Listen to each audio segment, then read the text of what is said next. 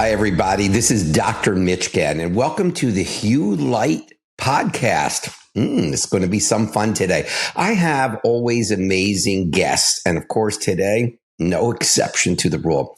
This person is a quite famous person, well known in the fitness industry as basically the guru, or certainly at least one of the gurus. Her name is Leslie Hoffman. I've known her for a good 5-6 years. She's been on my television programs.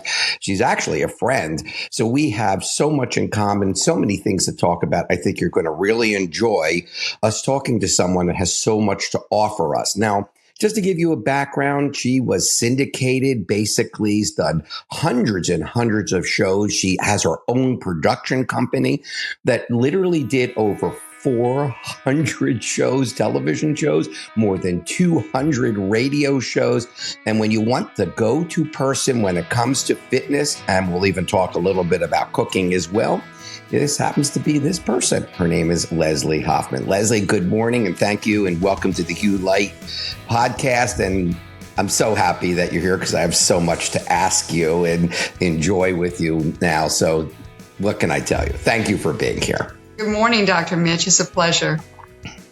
Well, it's a pleasure to have you. I just want to give people, first of all, a background, and then I've got what I believe are some really important questions that I think most people when it comes to fitness would ask. But I want to just set the stage a little bit in who is Leslie Hoffman. Now, I know that you have done this fitness show. I watched it, several of them, where you used to use a bunch of people and you were doing aerobics and all this stuff, because I remember watching and sweating just watching the program. So I know this program. So tell us a little bit about that program. Where was it aired? And, how often were you on? Okay, the show has been on for like 25 years. And we air all over the country. And the show is called Get Fit with Leslie. We've had great times. We've aired in Biloxi, the Grand Casino. We aired in Laughlin, Nevada, the Ivy Resort. We aired in Sandals Resort in Jamaica. Actually, Disney World. We've aired all over. And we've had when you say that you were aired in all these places, like in a hotel, is that like as you walk through the hotel, the big screens? Oh, no. We've aired around the pools. Really? Yes, around the pool. We aired at the Beau Rivage. We've aired Commodore Cruise Line. We actually aired cruising. Which was quite interesting. Because it's hard, as you well know, when the boat's moving, you really have to make sure you're not moving too much with the boat. You have to stabilize yourself. But it was interesting. It was a lot of fun. Jamaica was interesting because actually it was so beautiful. It was so beautiful. And the crew loved it. We had a great time.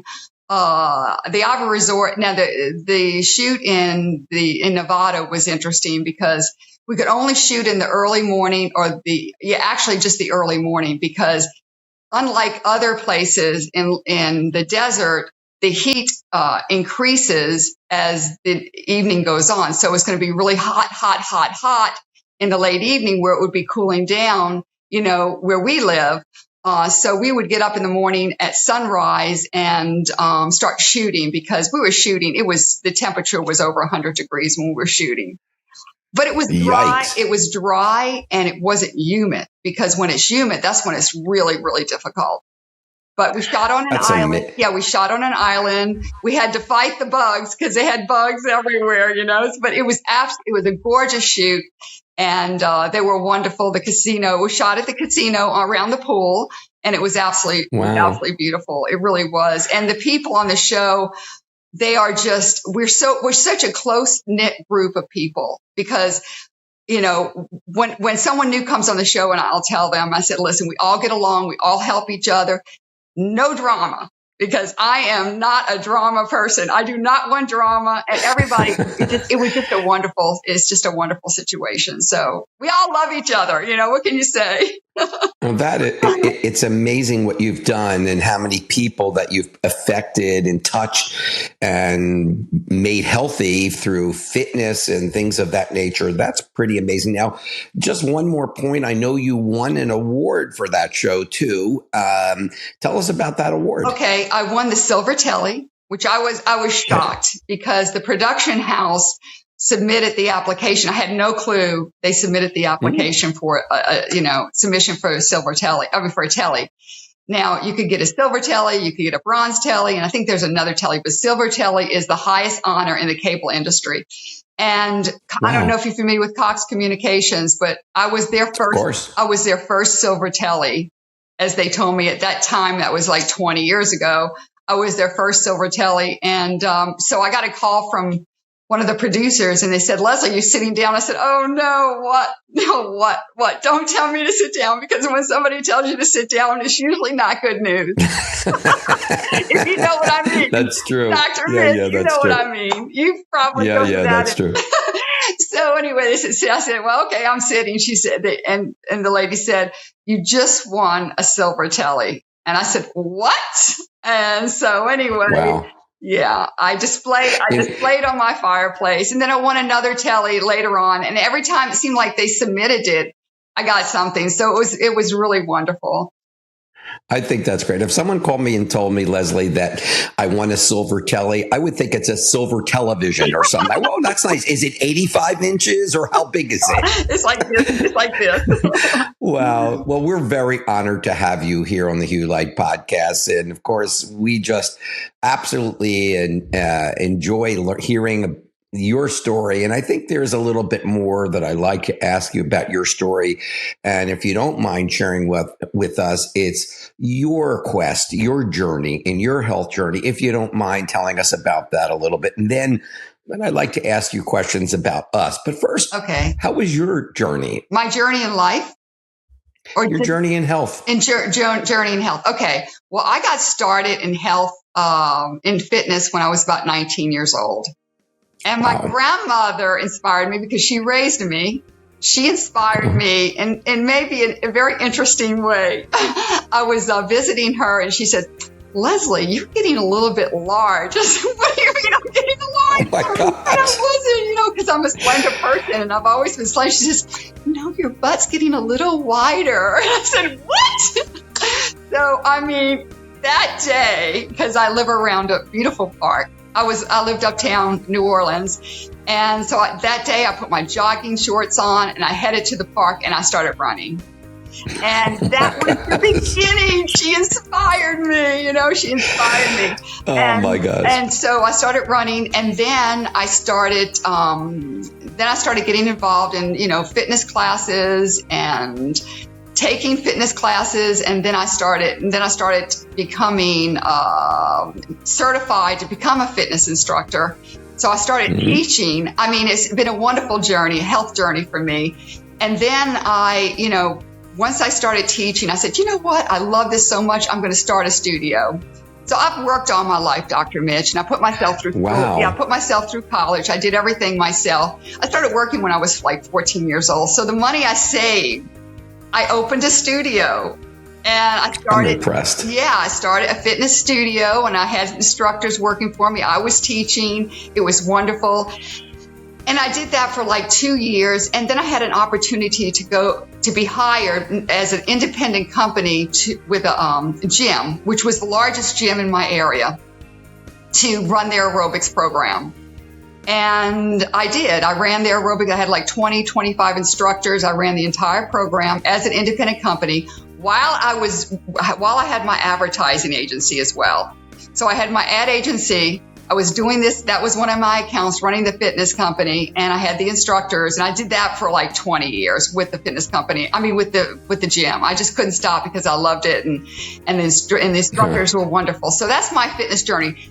Now, production-wise, my journey is very long, and I don't want to take up all the time, but I'm going to make a long story short. So what happened was I got started as far as my shows were concerned, I started doing radio shows, and radio shows stemmed into the actual television shows. And I started my television shows and started interviewing doctors. That was my first shows, was medical shows. And so I started interviewing doctors, and then I started my own fitness show, which was, I had two fitness shows before Get Fit with Leslie. And the journey has been incredible. It's been incredible. And I see. And then as far as health struggles, as you well know, because Dr. Mitch is my doctor, as well, because he's incredible. Dr. Mitch, you are incredible. And well, thank you for that. Can I just tell everyone how we met? It's up to you. It's okay, your journey, like your story. That. I would like to, how I found out about Dr. Mitch. A friend of mine, Larry, lives in California, and his dear friend is a doctor. The doctor's son struggled. He was very, very, very ill, extremely ill. The doctor took his son to all of these different medical centers, Mayo Clinic for one, all of these different medical centers, prestigious medical centers. Nobody could figure out what was wrong with his son. No one. And then he went to you, Dr. Mitch, and I think you diagnosed him with toxic heavy metal poisoning. And obviously you did what you did through IVs. And like 3 months later, he was back. The kid was back to feeling good. Now, this child, and I say child, I think he was probably 19, 20 years old. He did not want to live anymore. That's how bad, that's how sick he was until you came into his life and you healed him. And when I heard this story, I said, and my naturopathic doctor, my integrative doctor was retiring. I said, I need a new doctor. And I want him to be my doctor. So I traveled to Boca and visited with you because I'm from Louisiana and you're in Boca Raton, Florida. So I needed to travel. I have to travel once a year to reestablish my patient, with you as a patient. So anyway, I went to see Dr. Mitch, and Dr. Mitch has been my doctor since. And he's incredible. Matter of fact, I just saw him in October, and I'm really upset that I didn't know that you had hyperbarics room. And yes, we do. You have red light therapy, correct? Yes, we do. We have pretty much the number one technologically advanced equipment in the world. And this equipment actually is part of Hue Light USA. It comes from Korea. And I call it as close as we can get to a med bed technology. But I'm also aware that your father had a journey that took him through hyperbarics that helped save his life. Yes. And I wish I would have seen your setup over in Boca Raton, because I really would have been interested in seeing it. Well, let me tell you about the journey that he had. This is my father-in-law. He's passed, but he was he was a famous musician in the New Orleans area. Anyway, so he was struggling with circulation problems. Mm-hmm. And now this was a while ago. So hyperbaric oxygen therapy has been around for a long, long, long time. This is nothing new. And so this was like maybe 40 years ago.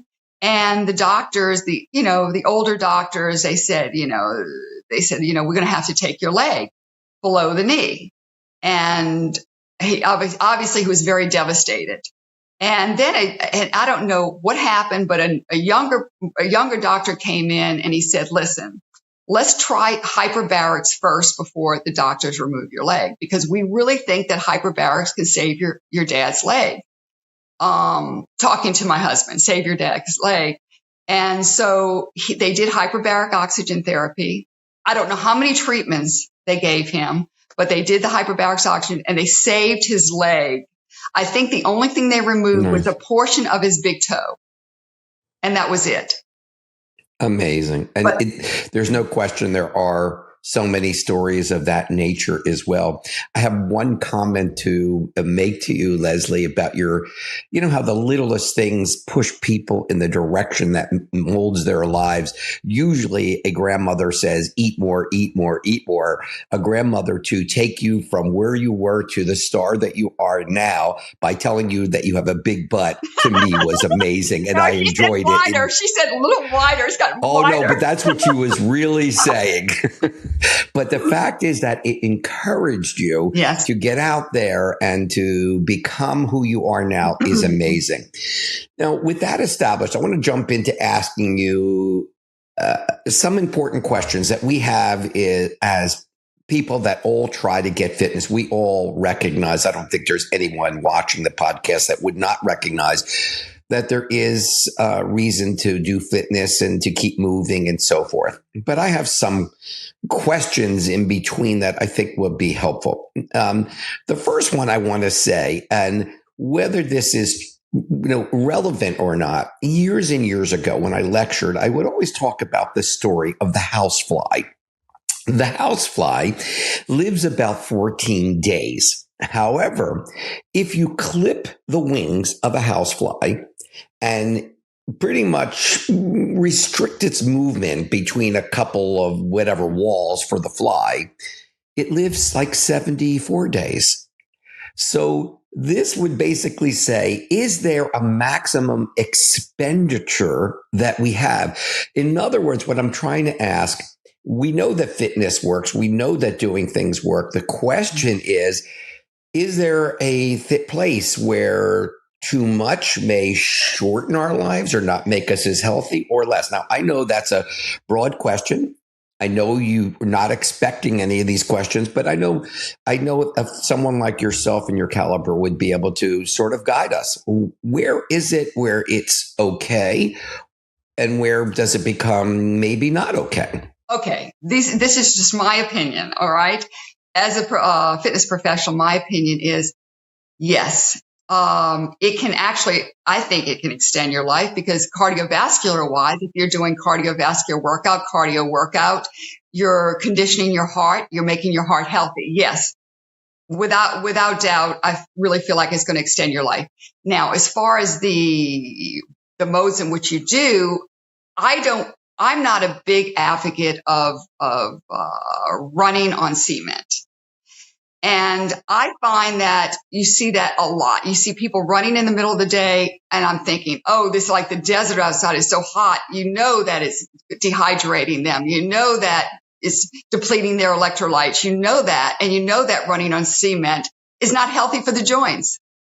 It's just not healthy for the joints. I think you're right. I agree with you. So you're going to, and I have a lot of friends that big time runners, now they're having knee issues. They're having problems with arthritis because they didn't take the proper measures when running. Now, if you're going to run on the track where you've got dirt, where it's actually shock absorbent. Run on a treadmill where you can adjust the shock absorbency of the treadmill, which I do. I have a treadmill at home that you can actually adjust it. So when you're running, you're doing this. Mm-hmm. And the treadmill is absorbing the shock. So I don't have problems with my joints, my knees. All my life. I mean, it's just common sense to me. Don't run on cement.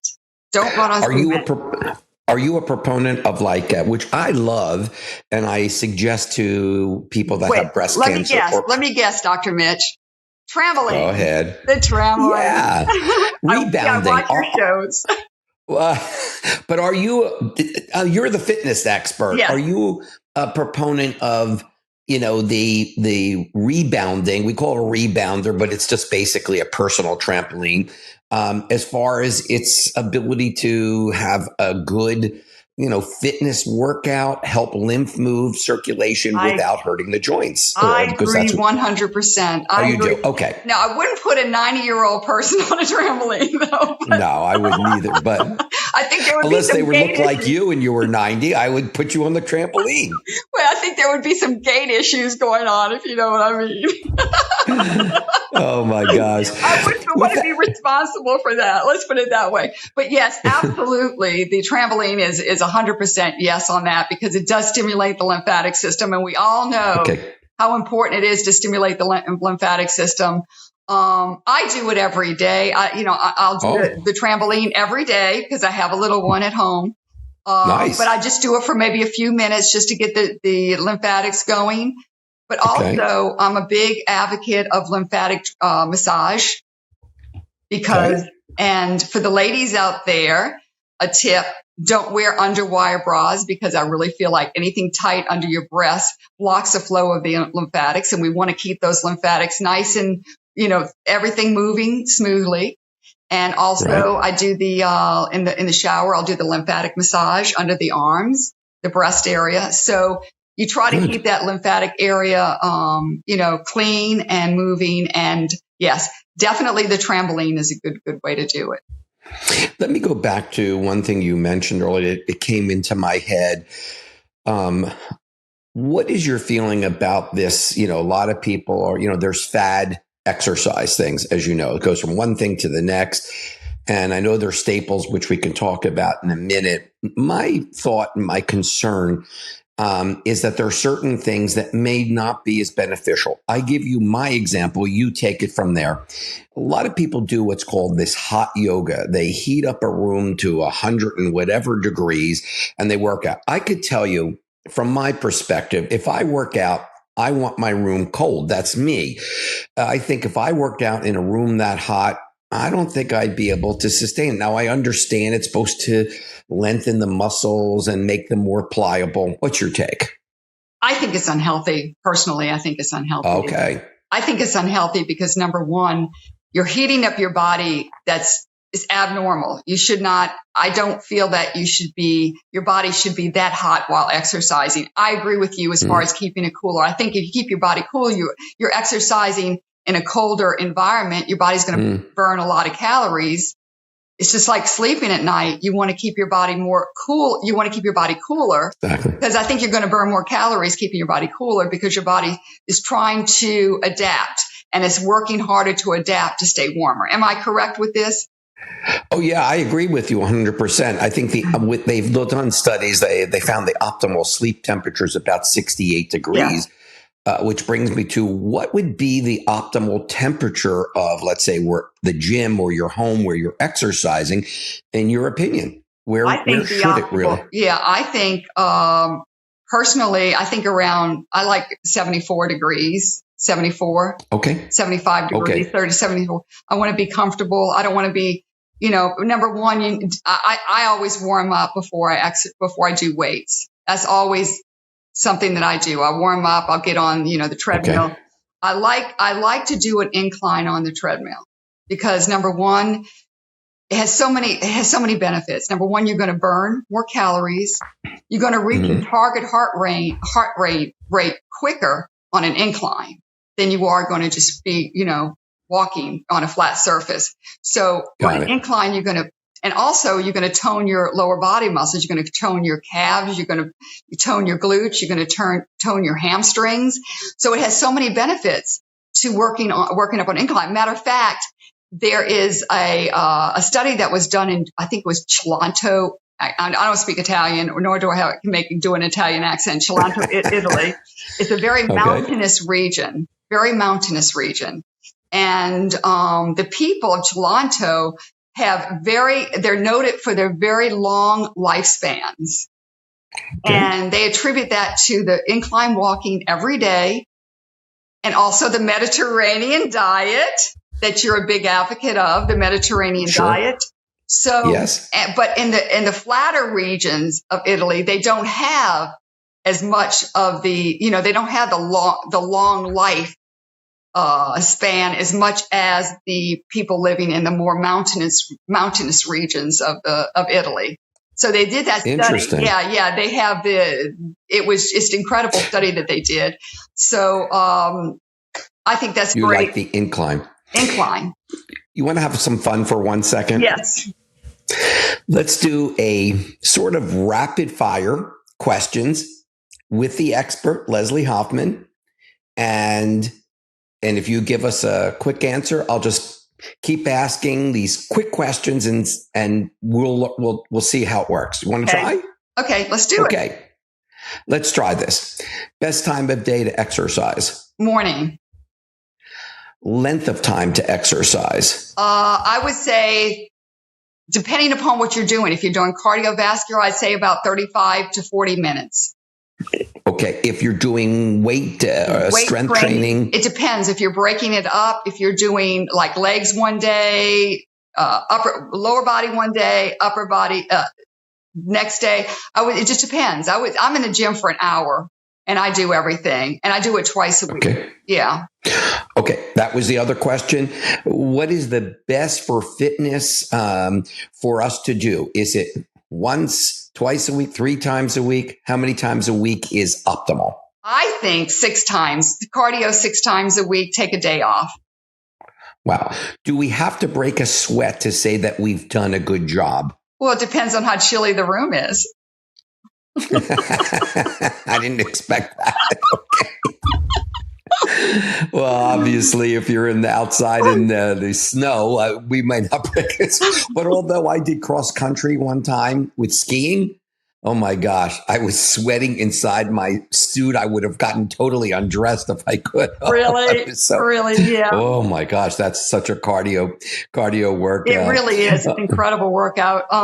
Yeah, I would say that, yeah, sweating is good. I think sweating is really, really good. But of course, if you're sweating, you want to make sure that you're getting your water and your electrolytes. That's really important because if you don't, you can get faint. And that's what go back to the hot yoga. I'm sure some people love it and they do it and they're fine with it. Personally, I just think that the heat is a little bit too much on the body, especially extreme heat while exercising. And are they replenishing their body while they're there, getting the water and the electrolytes that they need? I don't know. I just don't. I think I would probably pass out. Yeah, it's in my head that I would not do well with that. As a doctor, heating your body to that degree while doing exercise. What is your feeling about that as a doctor? I think you can lose all your electrolytes. I think you can actually have severe fatigue. When you become hot, you get a significant tachycardia. Your heart will go faster, and it's probably not the best way to exercise. Although people say they're more flexible, there's no question. When I used to exercise as a kid, I was in karate, I was a karate champion of Pennsylvania in 1974. That's a long time ago. If I took a warm bath and then tried to stretch, I stretched better by doing that. And I think that helped. One last quick question, then a final question for you. Okay. The quick question is, how do you know that your program is working for you? Now, I know if you're lifting weights and the idea is to have hypertrophy of the muscles, obviously you can measure. What does a fitness expert tell me, someone like me, the layman, how I know that program that you prescribe for me is working? Okay, depending upon your goal. Now, if your goal is weight loss, you're going to go by, measuring your body. Okay. Not always by the scale, because if you're gaining muscle weighs more than fat. Okay. Okay. So you have to really kind of do a measurement, and you can do the, now also how you feel. How do you feel? Are you doing something that's just too taxing to your body and your muscle and your body hurts and you're starting to get fatigue and your joints are aching? No, that's not what you should be feeling. You should be feeling good. And right. Okay. And if you're not feeling good, something's wrong. Something's wrong there, because there's a lot of, actually one instructor, just let me give you for instance, one instructor I know, she's been teaching forever. And I told her she was doing, she was doing a class that involved a lot of weights. I won't name the type of class because I don't want to name it, but anyway, type of weights. And I'm sure people out there know what I'm talking about, where she was doing a lot of squats with weights. And that was part of the regimen that was part of the curriculum. And I said, Maureen, her name is Maureen. I said, you have to slow down. I said, you're going to blow out your knees. And she said, oh no, I'm fine. I feel great. Well, guess what? A year later, she weighed like 20 or 30 pounds heavier than she normally weighs. She stopped exercising. She blew out her knees.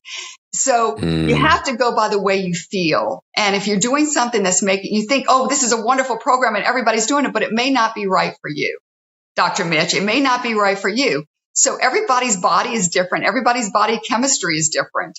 So you have to follow how you feel and not looking at everybody else. You have to follow how you feel. What you got. What's next for Leslie Hoffman? Well, what's in your wheelhouse coming up that we should know about? Well, what's next for me is I'll continue with my fitness and working out and doing my thing. And I have an organization for kids. It's called Get Fit Kids Corner. And I established that about 5 years ago. It's a nonprofit organization. And what our goal and our mission is to fight child obesity. And what I'd like to do is have more kids out there being fitness models, models for everyone else, and we don't have enough of that. And the trend is going, and you look at television, you see that heavier is becoming the thing. It's becoming fashionable. Well, as far as your health is concerned, no, you're going to struggle with health issues, especially kids. The obesity rate is through the ceiling, and it's not getting any better. So you really want to encourage kids, and you want kids out there encouraging kids to lead a healthy lifestyle. Well, you can look like me. Look how great shape I'm in. I mean, I'm talking, if I was a kid, I'll say, look at me, Right. I look great. I'm muscular and I look good. And, my skin is healthy. And don't you want to look like me, and that's what I want kids. Yeah, that's what I want kids. I want them as role models out there, with, influencing other kids to lead a healthier lifestyle. And I produced about 6 episodes. It's called Get Fit Kids Corner, and it was kids leading other kids in a group fitness workout, and it was really great. And Cox Communication aired it all over the place, and they loved it. And hopefully we'll continue with something like that because it's very positive.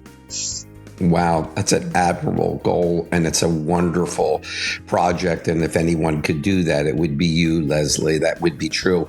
Is there any way that you would like people to interact or contact you? Do you want to give your contact information, or like if they want to help out in your nonprofit, how would they do that? Well, they can send me an email if they'd like. Okay. They can send me an email at Leslie Hoffman at LeslieHoffmanProductions.com. And spell it out, because Hoffman could have one F, 2 Fs. So if you could spell it out for us. It's Leslie, Leslie, Hoffman, Hoffman, at Leslie Hoffman Productions, Productions.com. Leslie, thank you so much for joining us today. You're a delight. I hope that you'll come back and do more with us, where I could ask you a lot more fitness questions. Having a guru like yourself on a podcast of this nature is not just exhilarating. It's wonderful. God bless you. And you make 2024 the best, and you help these kids. I know if anyone can, you will. I'm Dr. Mitch Ghen for Hugh Light Wellness Podcast. Thank you, Dr. Mitch. You're welcome.